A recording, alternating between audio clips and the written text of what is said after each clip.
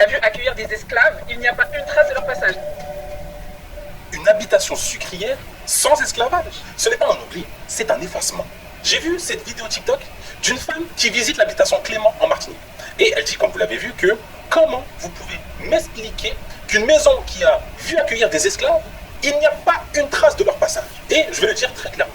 Je suis totalement d'accord avec elle parce que moi aussi, j'y suis allé en septembre 2023 et j'ai constaté exactement la même chose. Quand on arrive à l'habitation Clément, on découvre un site magnifique. La maison restaurée, les jardins, etc. Le rhum, tout est mis en avant, ça c'est sûr. Mais il y a un énorme silence. Pas une mention claire et frontale de l'esclavage qui a fait tourner cette plantation, cette habitation.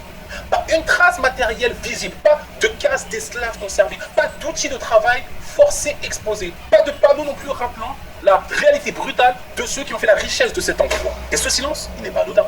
Parce que l'habitation Clément, c'est une ancienne plantation sucrière et elle a existé dans un système où des hommes et des femmes, ainsi que des enfants, arrachés à l'Afrique, ont été réduits à l'esclavage, exploités jusqu'à l'épuisement, parfois jusqu'à la mort. Alors, pourquoi ce silence? On peut se poser la question, mais quand on sait que le lieu appartient toujours à des familles d'équins, donc descendants des colons esclavagistes, on peut se douter que ce n'est pas par hasard. Effacer cette mémoire, c'est aussi protéger un héritage qui pour eux est synonyme de prestige et de patrimoine, mais qui, pour nous, porte le poids du crime et de la souffrance. Et ce n'est pas un problème seulement à l'habitation Clément.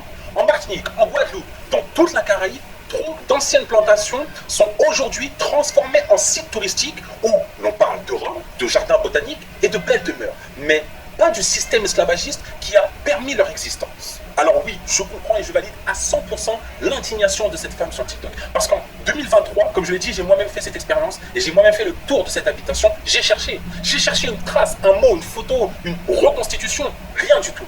Comme si les esclaves n'avaient tout simplement jamais existé. Et pourtant, sans eux, l'habitation Clément n'aurait pas été bâtie. Le rhum n'aurait pas été produit et cette richesse ne serait jamais née. Effacer leur présence, c'est trahir leur mémoire. Et tant que ces lieux, surtout lorsqu'ils sont encore aux mains de familles piquées, n'assumeront pas pleinement leur histoire, on continuera à servir aux visiteurs un récit incomplet, poli, confortable, mais mensonger. Alors je me dis, il faut que ça change, que ces sites montrent tout, la beauté, mais aussi l'horreur. Parce qu'une histoire qu'on efface, c'est une histoire qu'on traite